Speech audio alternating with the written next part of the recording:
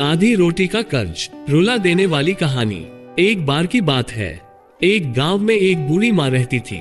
उसका एक बेटा था जिसका नाम मोहन था। मोहन की शादी को अभी मात्र 25 दिन ही हुए थे। मोहन की पत्नी का नाम रागनी था। सुबह से ही रागनी और मोहन की लड़ाई हो रही थी। रागनी मोहन की माँ पर इल्जाम लगाए जा रही थी और मोहन बार बार उसे अपनी हद में रहने के लिए बोल रहा था, लेकिन मोहन की पत्नी चुप होने का नाम ही नहीं ले रही थी। रागनी चीख चीख कर बोल रही थी कि मैंने अपनी अंगूठी इसी टेबल पर रखी थी और तुम्हारे और मेरे अलावा इस कमरे में कोई नहीं आया। हो ना हो, अंगूठी माँ ने ही उठाई है। इतना सुनते ही मोहन का गुस्सा बर्दाश्त के बाहर हो गया और उसने रागनी को एक जोरदार तमाचा मार दिया। मोहन की पत्नी को तमाचा सहन नहीं हुआ। वह घर छोड़कर जाने लगी और जाते जाते अपने पति से सवाल पूछा कि तुमको अपनी माँ पर इतना विश्वास क्यों है।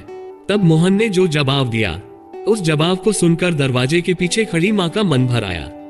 मोहन ने अपनी पत्नी को बताया कि जब मैं छोटा था मेरे पिताजी गुजर गए, तब माँ मोहल्ले के घरों में झाड़ू पोछा लगाकर जो भी कमा पाती थी उसी से हमारे घर एक वक्त का खाना आता था।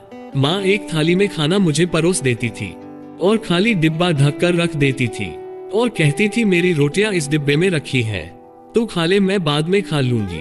मैं भी हमेशा आधी रोटी खाकर कह देता था, माँ मेरा पेट भर गया है, मुझे और नहीं खाना है। माँ ने मुझे मेरी आधी झूठी रोटी खाकर पाला पोसा और बड़ा किया है। आज मैं 2 रोटी कमाने लायक हो गया हूँ, तो ये कैसे भूल सकता हूँ कि माँ ने उम्र के उस पड़ाव में अपनी इच्छाओं को मारा है।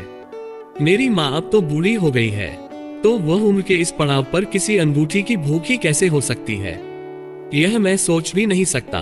तुम तो मात्र 25 दिन से मेरे साथ हो। मैंने माँ की तपस्या को पिछले 25 सालों से देखा है। ये सुनकर माँ के आंखों से आंसू झलक उठे।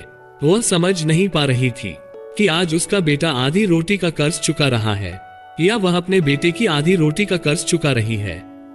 दोस्तों, अगर आपको ये कहानी अच्छी लगी हो तो लाइक जरूर करें और अगर आपको मोटिवेशनल वीडियो देखना पसंद है तो आप स्टोरी के चैनल को सब्सक्राइब करके बेल आइकन को प्रेस कर ले ताकि लेटेस्ट वीडियो का नोटिफिकेशन आपको सबसे पहले मिल जाए।